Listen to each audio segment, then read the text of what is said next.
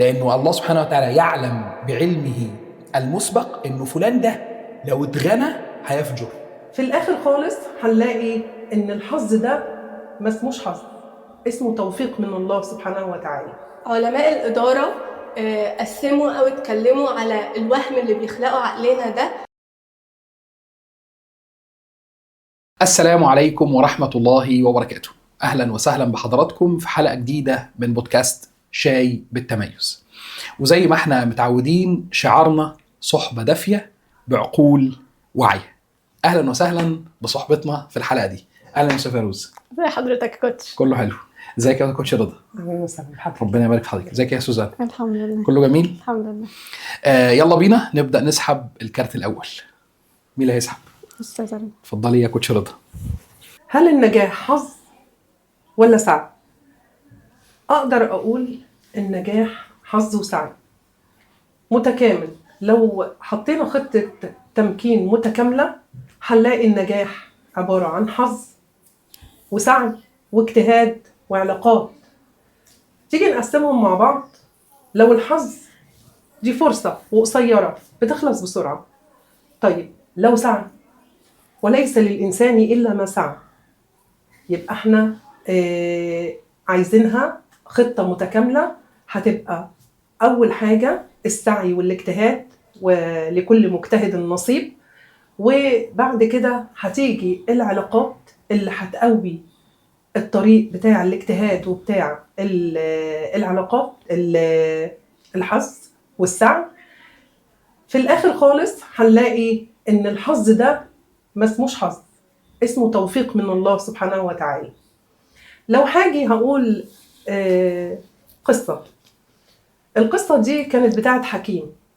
جه قال انت زرعت؟ قال له زرعت. قال له سقيت؟ قال له سقيت.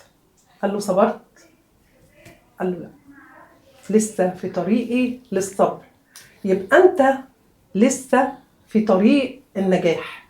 طريق النجاح له خطة تمكين. لو هاجي سيدنا عمر بن الخطاب لما قال العلم، قال الإنسان اللي عنده علم لا يخطأ، لكن إن قل علمه كثر خطأه، ولو كثر خطأه كثر قلة حيائه قلت حيائه. فاحنا عايزين ايه؟ عايزين ان احنا يبقى عندنا تخطيط مميز للتمكين المتكامل، سعي واجتهاد وعلاقات وحظ اللي هو توفيق من الله سبحانه وتعالى. يعني احنا كده يا كوتش رضا لو احنا عاوزين نحط معادلة للنجاح، المعادلة دي ايه اركانها؟ نجاح يساوي اجتهاد. 1 اجتهاد، سعي. 2 سعي، 3 علاقات، 3 علاقات، 4 توفيق من الله اللي هو الحظ. توفيق من الله. حلو جدا لو جدا أخدت جدا. حظ 100% وما عنديش اجتهاد هيضيع، هيساوي 0. جميل. كنت شفت مرة حد بيتكلم عن الموضوع ده فبيقول انه الاجتهاد 0 والعلاقات 0 والفلوس 0 والصحبة 0 والبزنس وايز مثلا او عقلية البزنس لو انا داخل بزنس 0. كل دي صفار جنب بعضها. تمام. لو جه توفيق ربنا يجي الواحد، فيبقى دول 5 اصفار 100,000. لو مشي توفيق ربنا بقى كله صفار. يبقى أنا دلوقتي توفيق ربنا بإيه؟ في اجتهاد. أنا هحافظ زي حضرتك مثال. واحد ورث 100,000 وأخذ بعضه راح شرب بيهم، لعب بيهم، أخذ بعضه، عمل كل شهوات الحياة، ضيع 100,000 اللي هم الحظ، اللي جوله بالحظ، جوله ميراث. طب أنت لو حافظت عليهم واجتهدت ونميت 100,000 دول وسعيت، أخدت بالسعي، هيحصل التوفيق، هيحصل الحظ اللي هم 100,000 اللي جولك بالميراث، أنت نميتهم بسعي واجتهاد وعلاقات. جميل جميل. شكرا جزيلا يا كوتش رضا. عظيم. جزاك الله خير. وجزاكم يا رب. حلو جدا. فاحنا ايضا عايزين نقول انك لو اجتهدت بصدق هتوصل، لو سعيت بيقين هتوصل. ان شاء الله. لو بنيت علاقات صحيحة هتوصل، ويأتي بعدها التوفيق من الله. أخذت بالأسباب الثلاثة الأولانيين، حصل لك التوفيق من الله، وحصل لك إن أنت بقيت ذو حظ عظيم. جميل. ربنا يجعلنا جميعا من أصحاب الحظ العظيم. آمين يا رب. اللهم آمين يا رب العالمين. إذا حد عنده تعليق على أو حاجة حابب يضيفها، أنا بالنسبة لي خلاص تمام. وأنا متفقة تماما مع الكلام ده. فيروز؟ بشارك طبعا كوتش رضا في النقطة دي، ان السعي هو اول خطوات النجاح. ولما ربنا امرنا بان احنا نسعى ونجتهد، لان ده اللي محاسبين عليه. لما قال ربنا في الآية الكريمة وإن ليس للإنسان إلا ما سعى، علشان كده احنا مطالبين باجتهادنا وسعينا، ومش بنطالب بالنتيجة اللي احنا بنحصل عليها في الآخر. جميل. شكرا جدا. جميل. مين اللي عليه الكارت التاني؟ أستاذة فيروز. فيروز. اسحبي يا فيروز. جملة أنا اتأخرت قوي، هل هي حقيقة ولا وهم بيخلقوا عقلنا؟ عقلنا بيلعب علينا ألعاب كتيرة جدا، ومن أهمها لعبة الوقت، وإن العمر خلاص بيجري والقطر بيفوت. وبالذات لو حس إن إحنا داخلين على رحلة جديدة، مرحلة جديدة في حياتنا، فيها تطور، فيها نعيم الوعي أو جحيم الجهل زي ما بنقول. فبيبدأ يلعب علينا لعبة احنا اتأخرنا، الوقت فات، علشان يدخلنا لمنطقة الراحة، علشان ما نبدأش ان احنا نسعى ونجتهد لمجرد ان هو حاسس بخوف اتجاه المرحلة اللي بيمر بيها دي، وهي مرحلة التغيير. طيب نخرج من ده ازاي؟ نخرج من ده ان احنا علماء الإدارة قسموا أو اتكلموا على الوهم اللي بيخلقوا عقلنا ده في 3 نقط، وأهم نقطة سموها هو وهم الخط الزمني. إن إحنا عموما حياتنا بتمر بخط زمني كده، الإنسان بيبقى رسمه لنفسه كأنه خط مستقيم، مش المفروض إن هو يحيد عنه أو يبعد عنه. بيبدأ الخط ده بالدراسة، ثم الشغل، وبعدين الجواز، وبعد كده التقاعد. وكأننا لو عدينا بأي مرحلة من دي وفشلنا فيها أو كررناها، وكأننا قطعنا مسافة مهدرة. زي مثلا دخلت كلية ما نجحتش فيها، فحولت لكلية تانية، مجال أو كارير شغل ما نجحتش فيه فعملت شفت كارير، أو مثلا جوازة فاشلة دخلتها. وكأن عقلنا بيقول لنا إن ده وقت مستقطع من أعمارنا عدى في الفاضي. وللأسف ده حاجة غلط جدا، لأن كل خبرة وكل تجربة احنا بنمر بيها هي بتثقلنا، بتقلنا، بتتحط في شخصياتنا، وبتبقى ميزة تنافسية جوانا. خلينا فاكرين ان الوقت عمره ما كان مقياس، وان الوقت اللي انت حابب تبدأ فيه هتقدر تبدأ وهتقدر تكمل. وخير مثال او خير دليل على كده هي قصة سيدنا يوسف عليه السلام. كم الأذى والظلم اللي اتعرض ليه في فترة من فترات حياته، فترة طويلة. الأذى من إخواته، سجنه، دخوله للسجن ظلم، إن هو يكون في بيت امرأة العزيز ويتعرض برضه للظلم في البيت ده. وفي الآخر خالص يجي التمكين بعد سنين من الصبر بطريقة غير متوقعة من شخص هو ساعده، كان موجود معاه في السجن وساعده.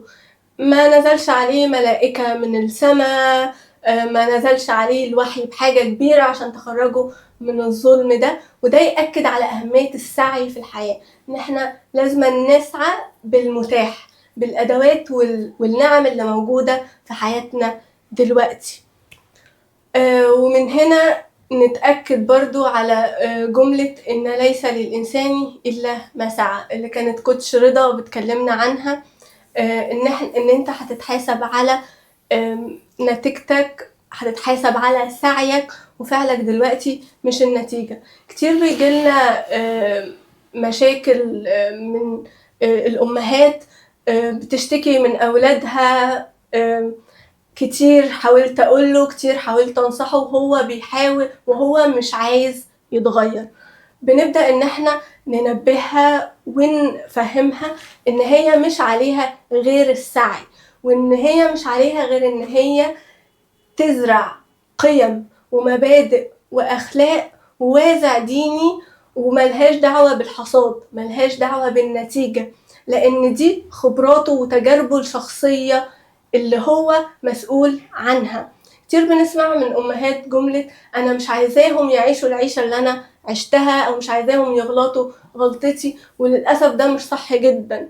المهم ان انت تسيبي لاولادك النقطة ان هو يسعى ويكون ليه تجاربه الشخصية. انا مش عليا غير ان انا انصح او اوجه واسيب له التجارب الشخصية، عشان ده من خلال المحاولة والخطأ بيخلي التعليم أبقى أثرا عنده. مهما نصحت ومهما قلت ومهما حاولت هو مش هيبقى زي ما اتعلم من نفسه من خلال تجاربه الشخصية.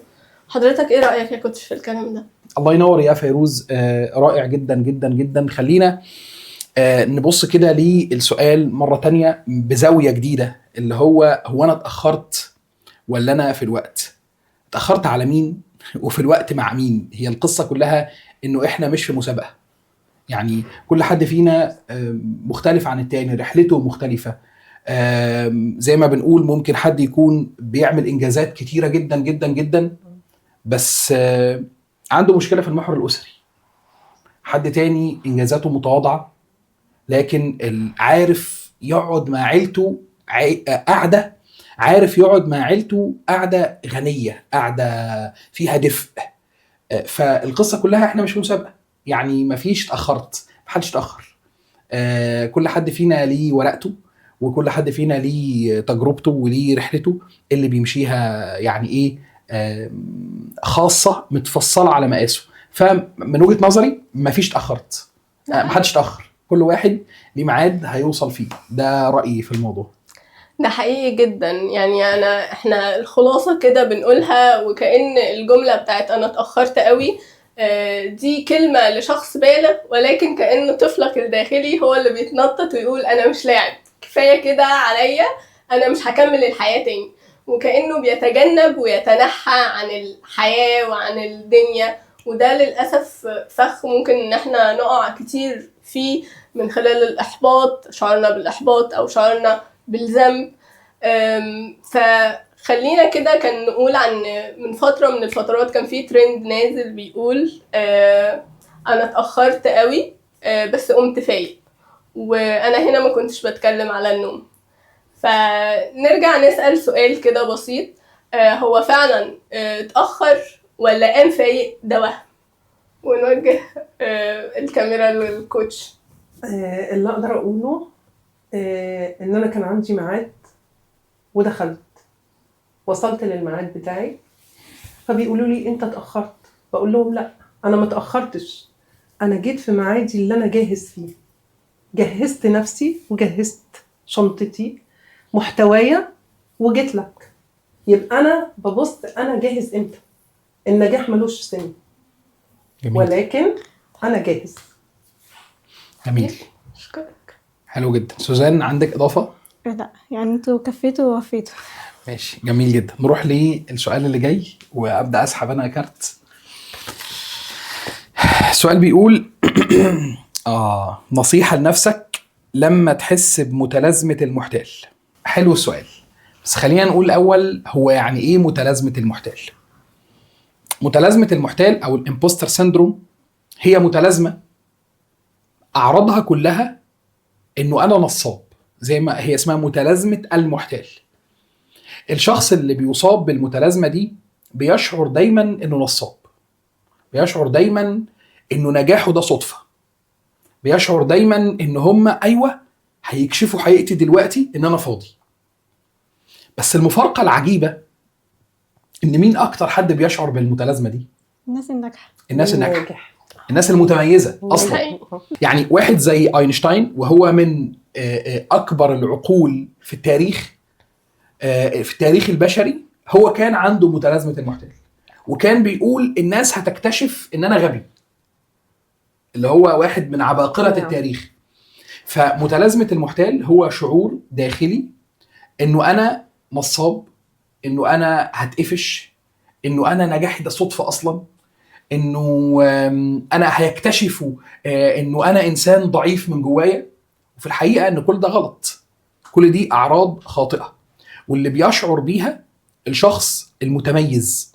وعلى النقيض تماما من متلازمة المحتال عندنا نظرية تانية او نموذج تاني اسمه دانينج كروجر افكت، او تأثير دانينج كروجر.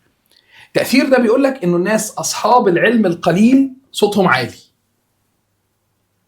ده اللي احنا كنا بنقوله في سيدنا عمر بن الخطاب لما بيقول من قل علمه كثر خطأه. مظبوط. ومن كثر خطأه قل حياءه. مظبوط.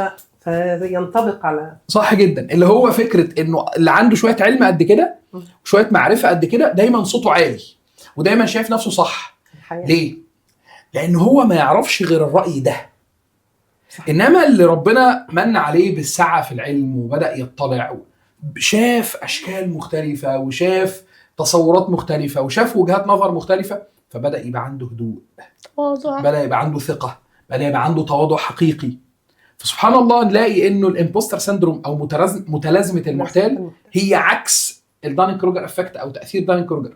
دي بتقول لك الناس الاذكياء العباقرة الناجحين بجد دايما شاكين في نفسهم، ودي بتقول لك الناس اللي ما عندهمش حاجة وفاضيين دايما صوتهم عالي ودايما شايفين نفسهم صح ودايما شايفين نفسهم ما بيغلطوش.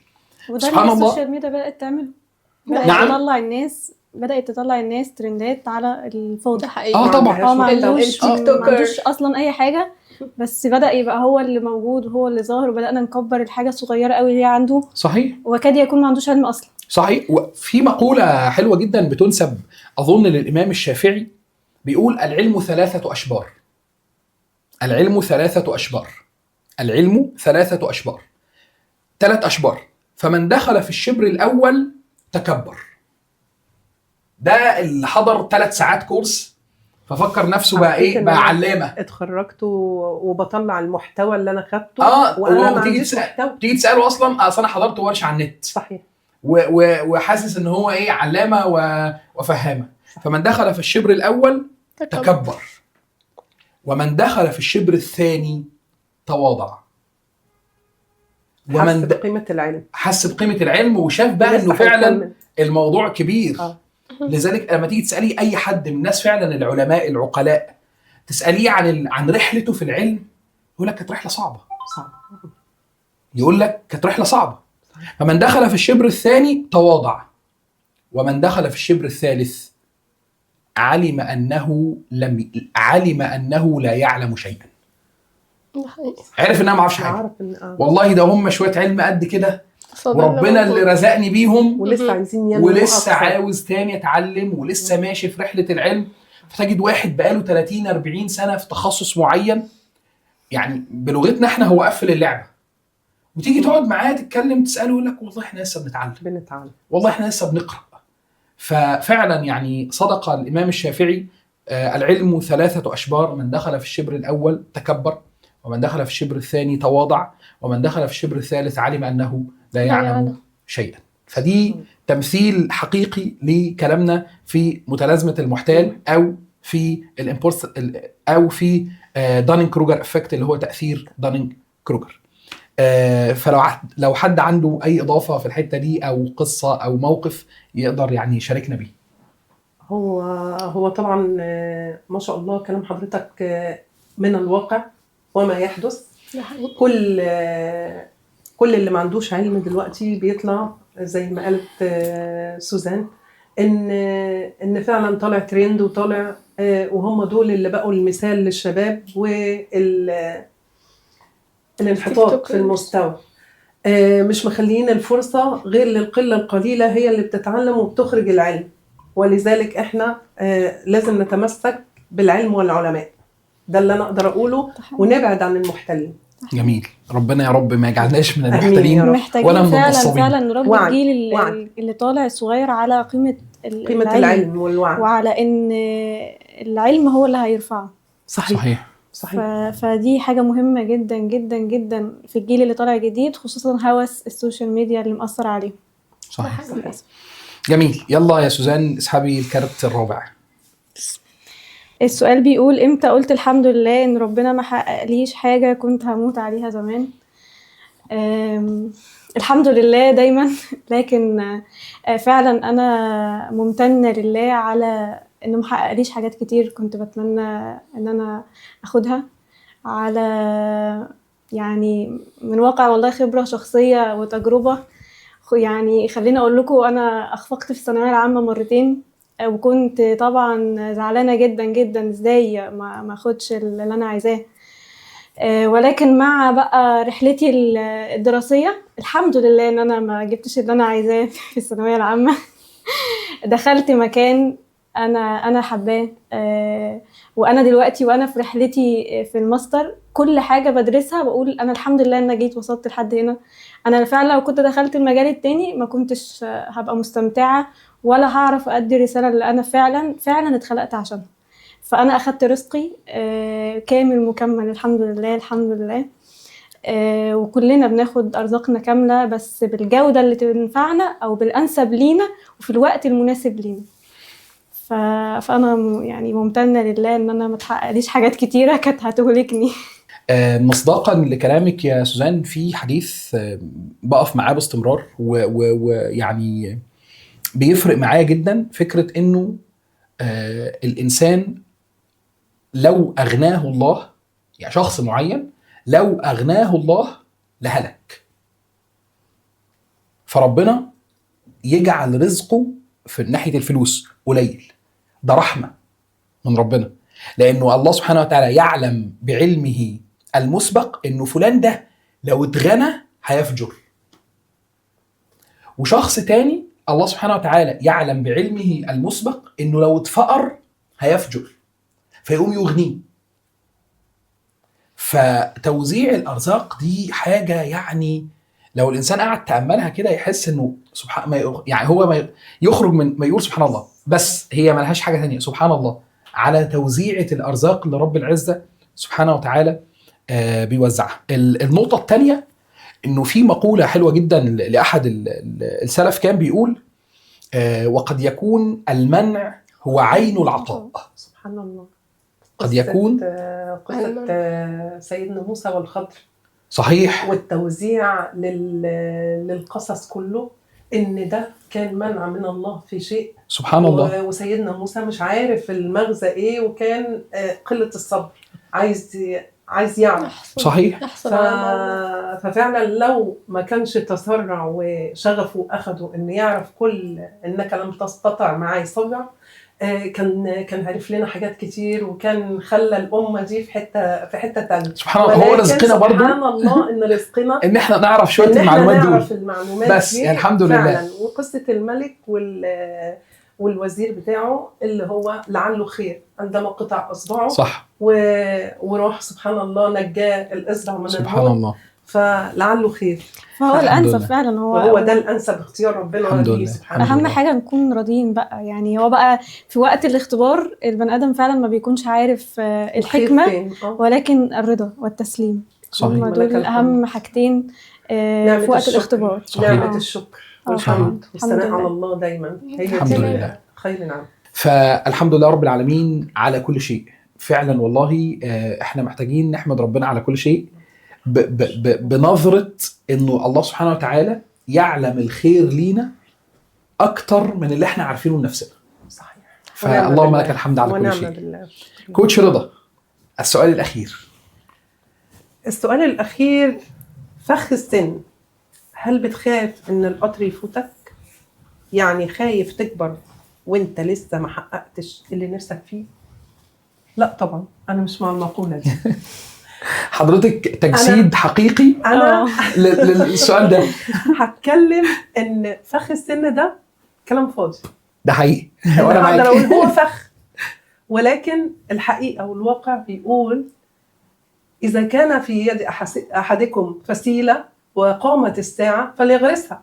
يبقى أنت مطالب في أي سن، في أي وقت، في أي ما تربطش التوقيت. ربنا ما حسبناش على الوقت، ربنا حاسبنا على السعي.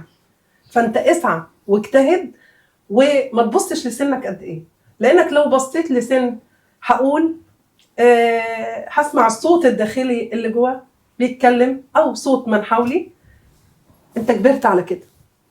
بعد ما شابوا ودوك كتاب. انت رايح فين؟ انت بتعمل ايه؟ ليه؟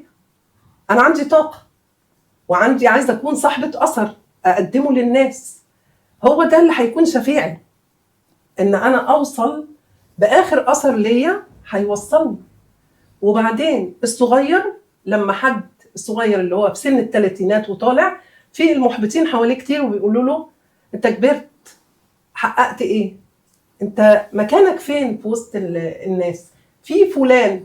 المقارنه بقى، المقارنه الغير هادفه اللي هي بنقدر نقول العلاقات.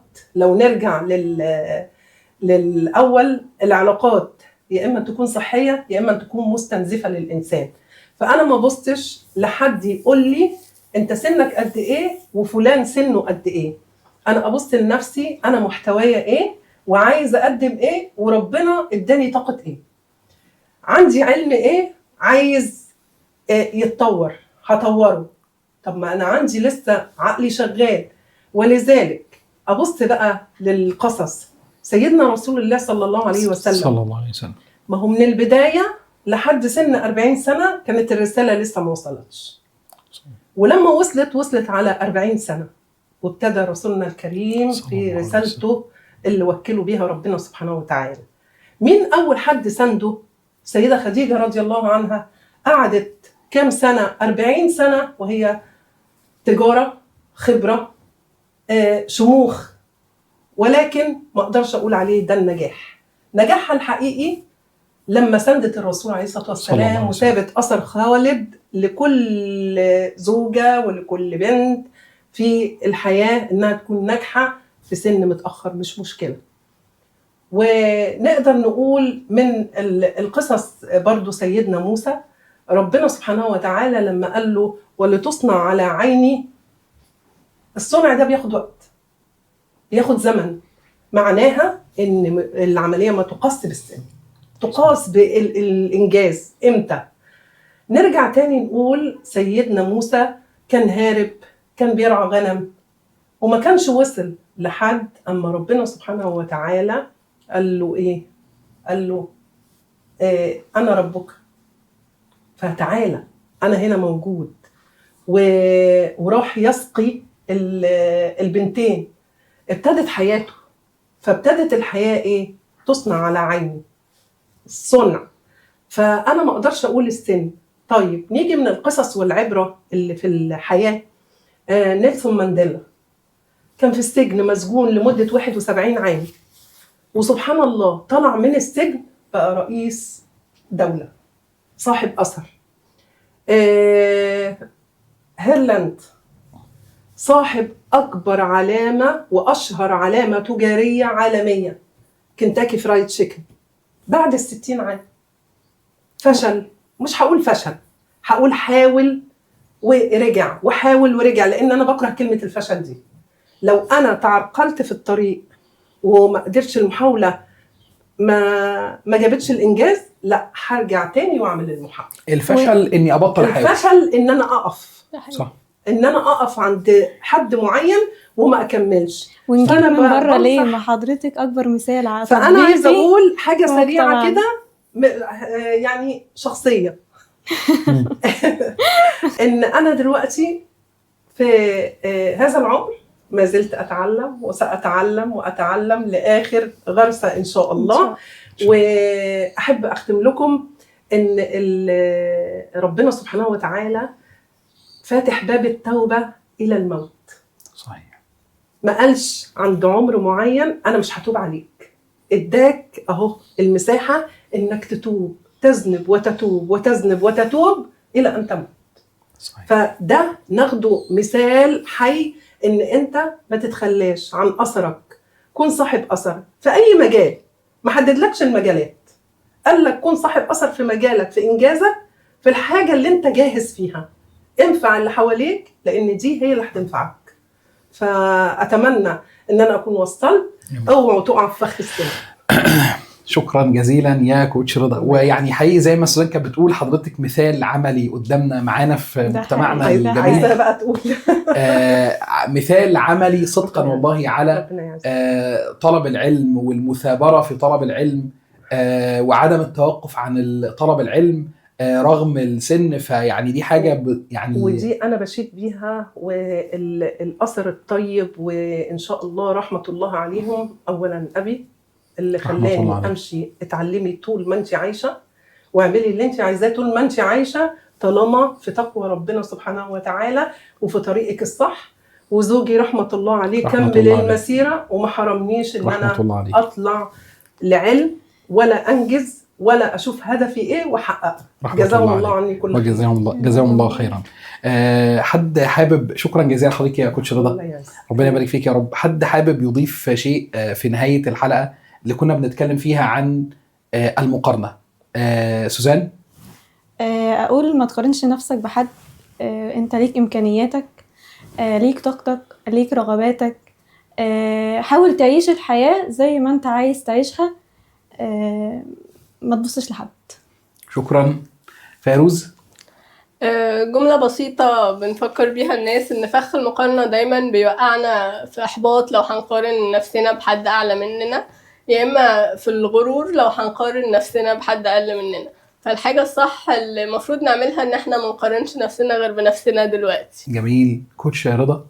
لا تقارن نفسك بأحد، ولا تنظر لأحد هو فعل إيه ولا عمل إيه ولا راح فين ولا جه منين ولا وصل لفين.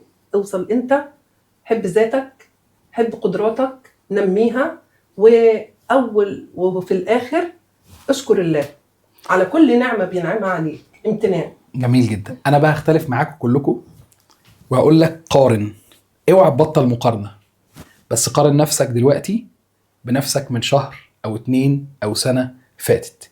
هي دي المقارنة الوحيدة السليمة، أن تقارن نفسك بنفسك. مقارنة العادلة. لقد وقعنا في الفخ. شكرا جزيلا لحضراتكم، ونراكم على خير في حلقة قادمة من بودكاست شاي بالتميز. صحبة دافية وعقول واعية. سلام.